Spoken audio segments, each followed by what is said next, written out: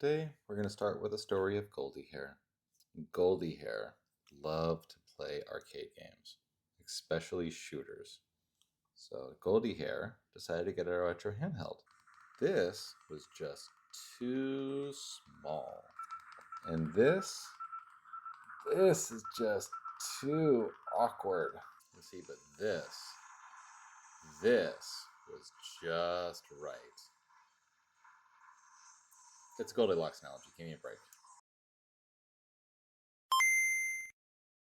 Hello everyone, let's see what we got today. We're going to be taking a look at the MagicX Zero 40. This was sent to us by our friends at LitNXT. Thank you, LitNXT, for supporting the channel. Let's start by taking a look at what we've got in the box. USB cable, instruction manual, and device. 128 gigabyte Kioxia SD card. It's a really good size for a device like this. So let's go through a device tour. We want to thank our friends over at LitNXT for sending this over. This is the second device from LitNXT that we've gotten. The first one is here in the Miu Flip. And so here in the front, you can see the star of the show is this large 4-inch vertical screen.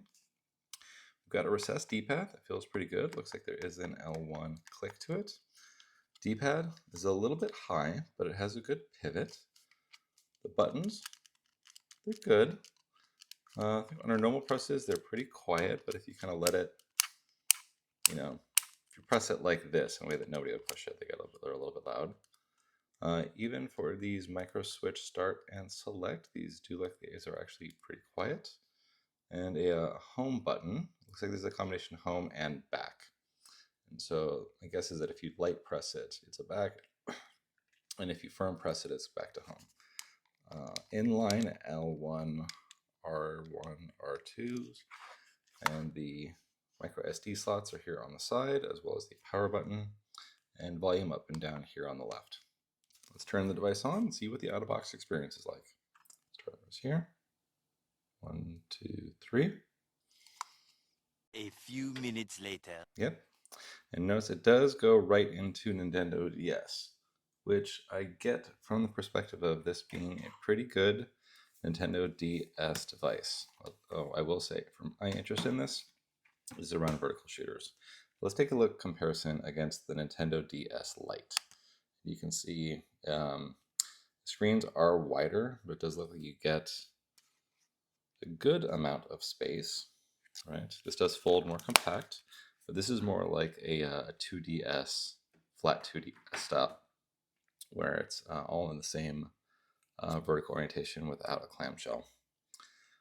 Let's go into what I really wanted to see. Go to the right. There we go. They know what they need. This is tate mode arcade games. This is what I really want to dig into. And I'm glad they set it up for tate mode. This sound is pretty good. This is nice. It definitely looks like it's filling up a lot of the screen. Going down a little bit. Yeah, this is an Android device for sure. Should even be able to pull down here from the top to get to the notifications. That is interesting. It is really interesting to me that this is able to go right pre-configured into the DOM launcher. So this is not something you typically see with Android devices. Typically when I go to Android devices, it's not ready to go out of the box. It requires a lot of setup. So props to the team for getting an Android device, which feels like a complete Linux device, where it's pre-configured really, really cleanly.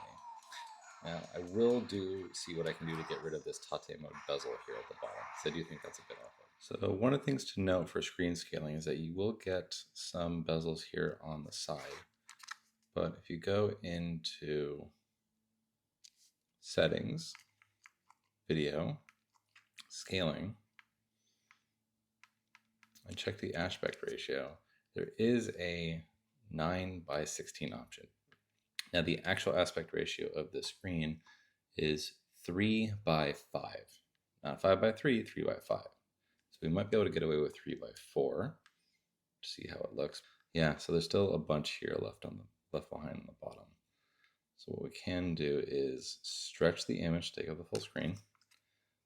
Go to options, video, scaling, aspect ratio, 9:16. And you resume, and you can see there, it is a bit stretched, but it does take up the full screen. Which again, for this, even though this is a big screen, it's not so massive. You do want to take up as much as humanly possible. So let's see how the game looks now. And you'll see that when you set that 9:16 value and save it, it will be respected in other vertical arcade games. Now we also have to look at some Nintendo DS games, which is what this system was totally made for. I want to start here particularly with Contra 4, because this was a fascinating game where it actually would vertically shoot all the way from the bottom to the top, but there was a gap in between. So I really want to see how this team handled the gap. I do have to note that the size of the screen, it is smaller than a regular Nintendo DS, right? And so some of the text may appear smaller, but it's not unreasonably small. And so let's take a look at this. This was always really difficult to emulate. You can see here as I shoot, the bullets will go all the way up through to the top. This was hard to do when you were screen swapping on other single screen handhelds. Now, note this is a single screen, but it's a single continuous screen. But this looks good. This looks correct. However they did this bezel, they did the bezel with the right gap so that this looks correct. Let's take a look at some other games. And what better way to test out the touchscreen than with Nintendogs and Cats? So let's take a look at Daisy. Hello, Daisy. Oh, I just want to pet the puppy. Oh, pet the puppy. Oh, it feels so good, pet the puppy. And clean your screen afterwards, please. It's disgusting. And it looks like they do have a game switcher option, so that's fun. Let's try this out. You can see the game switcher mode looks like this. This is a nice little addition. This is something I have not seen before in JG Show. So starting at the top, let's take a look at what LinXT includes out of the box. Again, they were smart to start with Nintendo DS, and then go right into tate mode arcade games, which should be your primary use cases for a device of this unique shape.